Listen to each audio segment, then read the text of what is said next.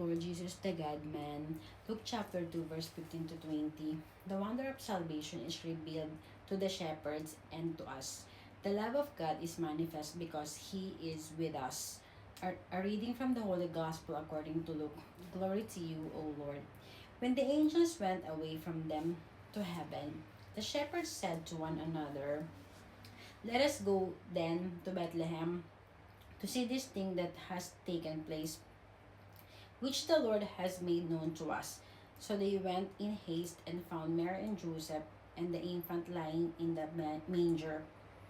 When they saw this, they made known the message that had been told them about this child. All who heard it were amazed by what had been told them by the shepherds. And Mary kept all these things, reflecting on them in her heart. And Mary kept all things, reflecting on them in her heart. Then the shepherds returned, glorifying and praising God for all they had heard and seen, just as it had been told to them.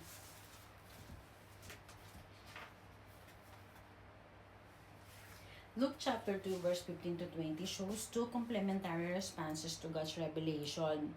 The shepherds respond with action and proclamation, while Mary responds with quiet reflection. Together, they illustrate what genuine faith looks like: receiving God's message, seeking Christ, sharing what we've experienced, and treasuring God's work in our hearts. Core meaning of Luke chapter 2, verse 15 to 20, the passage describes what happens immediately after the angels announced Lord Jesus' birth to the shepherds. Number 1, the shepherds act immediately. They go with haste to Bethlehem, showing trust in God's message. Number 2, they find Lord Jesus exactly as the angel said, confirming the truth of the revelation. Number 3, they become the first human witnesses to proclaim Christ's birth, telling others what God revealed. Number 4, people who hear their message are amazed, recognizing something extraordinary is happening. Number 5, Mary treasures and ponders these events, modeling deep spiritual reflection. Number 6, the shepherds return, praising God, their ordinary lives transformed by encountering Lord Jesus. Why shepherds matter? Shepherds were socially humble and often looked down upon. Yet God chose them first to hear the news of the Messiah. This shows, number 1, God reveals Himself to the lowly and humble. Number 2, faithful response, not status in what matters. Number 3, the gospel is for everyone, not just the powerful or religious elite. Their immediate obedience, "Let us go," demonstrates the ideal response to God's call. Mary's response, pondering in the heart. Mary's reaction is different from the shepherds. She, number 1, treasured and pondered the events, holding them deeply within. Number 2, models contemplative faith. Models a contemplative faith, slow, thoughtful, interior. Number 3, shows that encountering God can lead to quiet reflection just as much as outward proclamation. Her response balances the shepherd's enthusiasm with spiritual depth. The shepherd's response, witness and worship.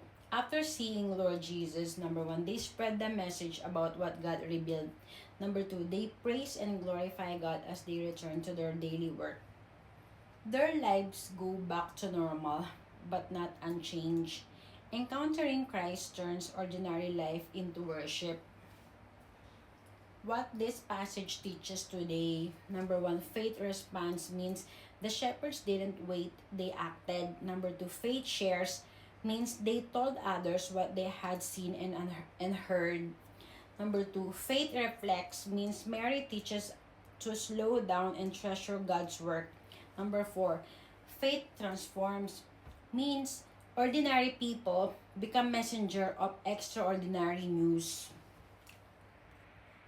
Saved by God's mercy. Titus chapter 3, verse 4 to 7. By God's mercy, we are saved from sin. Lord Jesus became man that we might through Him receive the Spirit. A reading from the letter of St. Paul to Titus. Beloved, when the kindness and generous love of God our Savior appeared, not because of any righteous deeds we had done, but because of His mercy, He saved us through the faith of rebirth and renewal by the Holy Spirit, whom He richly poured out on us through Lord Jesus Christ our Savior, so that we might be justified by His grace and become heirs in hope of eternal life.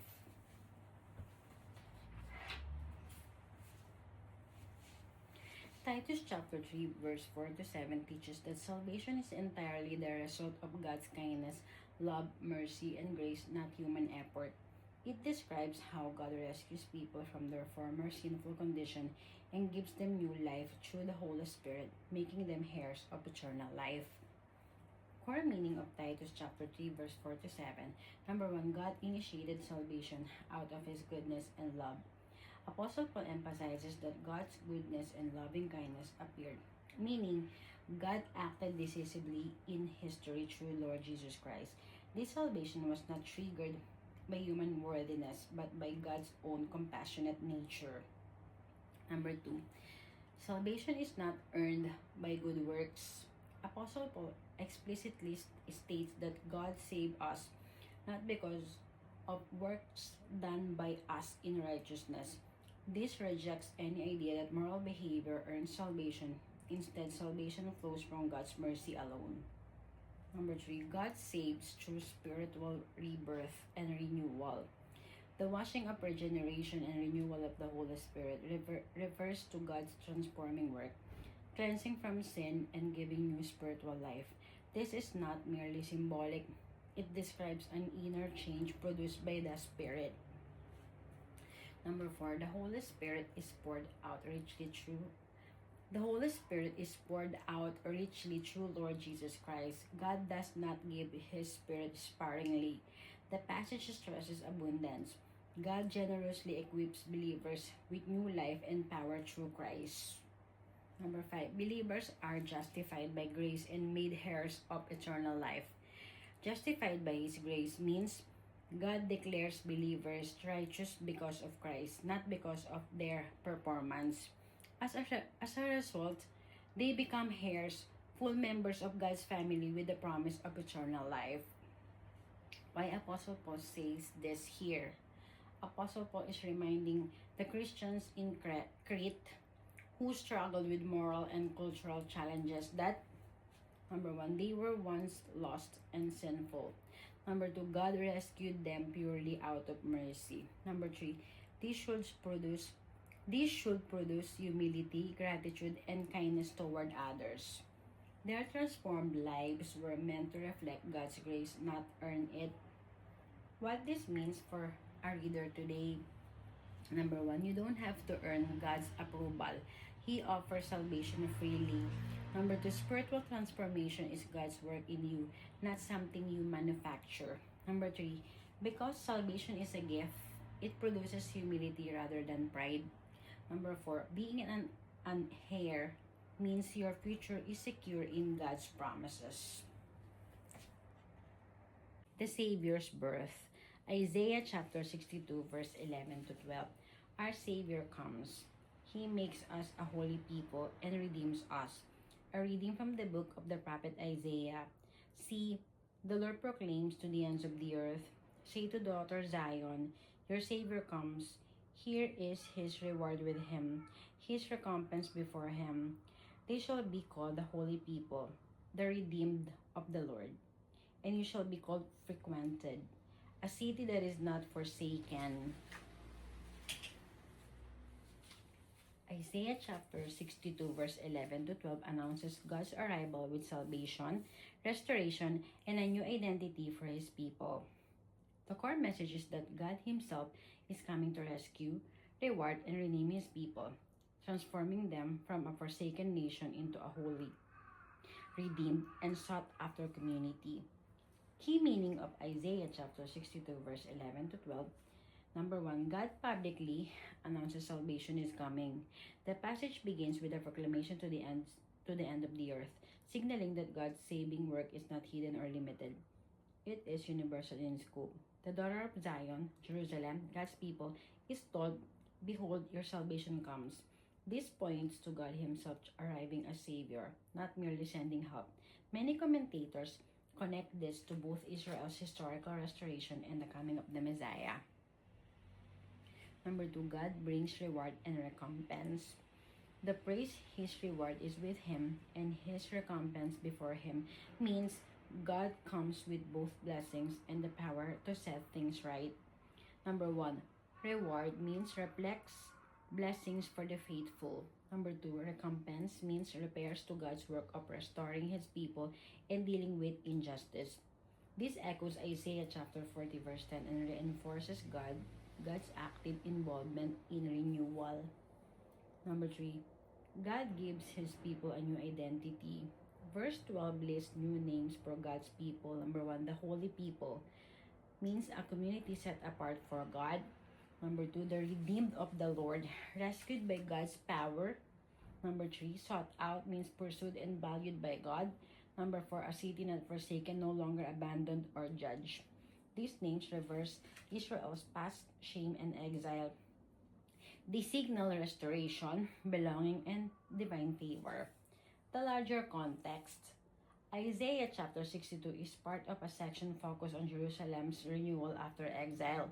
The people had felt abandoned, but God promises a future where, number 1, their land is restored. Number 2, their relationship with God is renewed. Number 3, and their identity is transformed from desolate to delighted. This message was originally for Israel, but its themes, God's salvation, restoration, and new identity echo throughout Christian theology as well. What this means spiritually, Isaiah chapter 62 verse 11 to 12 teaches that number 1, God takes the initiative in salvation.